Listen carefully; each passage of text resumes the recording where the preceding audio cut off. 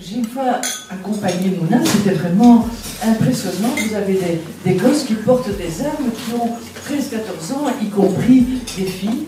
Et Mouna les regarde et il identifie, comme ça en les regardant, qui sont les mineurs d'âge.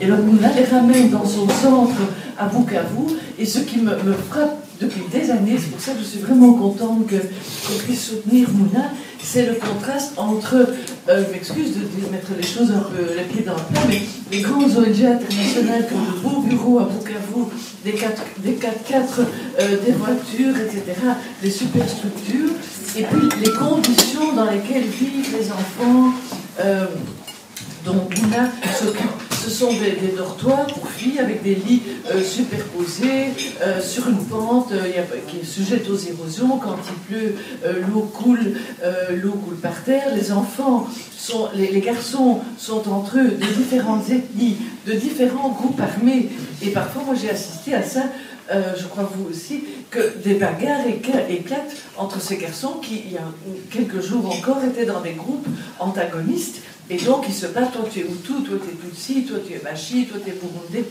Ils se battent entre eux. Et Mouna, tout seul, va, il gueule, il dit maintenant, vous vous taisez,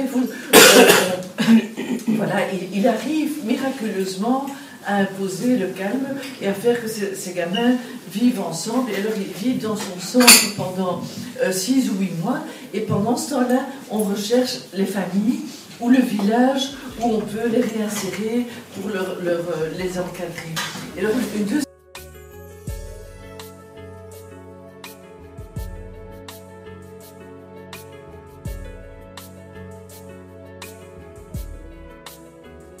donc j'ai essayé de faire un film qui se situe à la limite entre la fiction et le documentaire.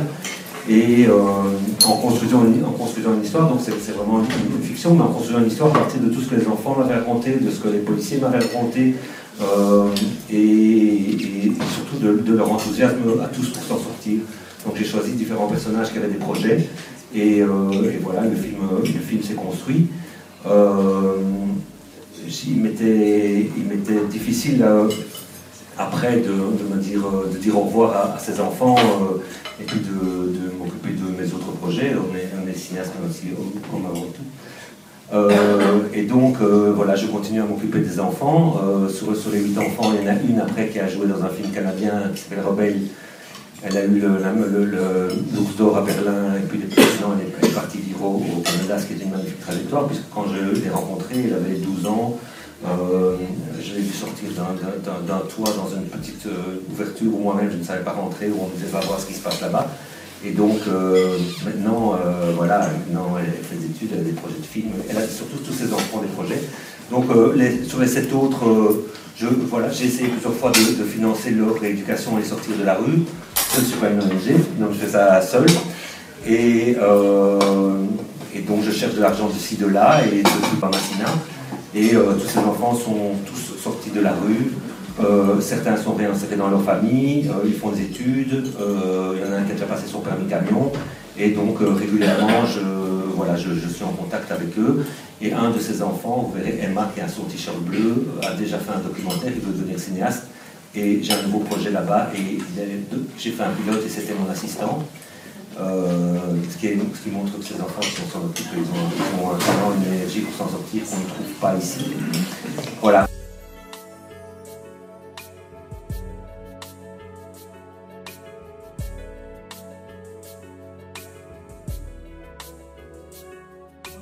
C'est la mise en scène d'un extrait du livre d'Eversler, Je suis une créature émotionnelle. Et ce livre, ce texte nous paraissait tout à fait approprié pour parler justement de l'esclavage sexuel de ces femmes par les milices à l'est du Congo. Les milices sont des milices locales, mais aussi des milices étrangères qui viennent pour contrôler des zones minières. Et ces zones sont principalement ces zones d'extraction d'or et de coltan, dont le tantal entre dans la composition de nos appareils électroniques. Donc, je pense qu'il est important que nous soyons sensibilisés au recyclage, que nous soyons conscients que la majorité de nos matières premières que nous utilisons en Occident provient de divers continents. avec lesquels nous sommes partenaires. Mais il faut que nous travaillions de manière à ce que ce partenariat ne soit pas fait dans l'inégalité, l'exploitation, l'inhumanité et le désastre écologique. Donc c'est à nous d'agir en tant que citoyens. Et plus on convaincra les autres d'agir aussi, ça aura des répercussions là-bas. Et donc voilà, pour moi c'était important de faire ce film et c'est important chaque année de faire un projet. Et donc je vais appeler Maël, qui est le réalisateur du film, à dire un mot. Et j'aimerais même rajouter une chose, c'est que notre plus petit plaisir du matin, que ce soit le café, le thé, le cacao, le tabac, viennent aussi d'ailleurs. Voilà. Merci.